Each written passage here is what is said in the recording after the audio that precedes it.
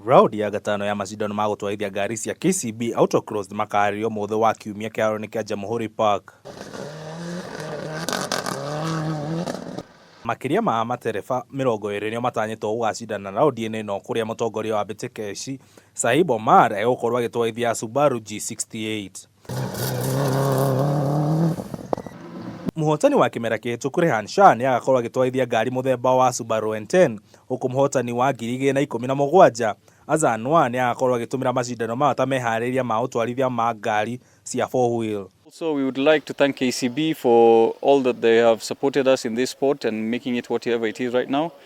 We owe them a great appreciation. Kũringana na mũnene wa wendia wa KCB Angela Mwirigi, ũrĩa ugĩte atĩ macindano maya nĩ mathiĩte na mbere gũcaria na gũkũria mbeũ njĩthĩ ũtwarithia-inĩ wa gũkũ bũrũri-inĩ. This year we have decided to go for championship, that is podium positions at the end of the season.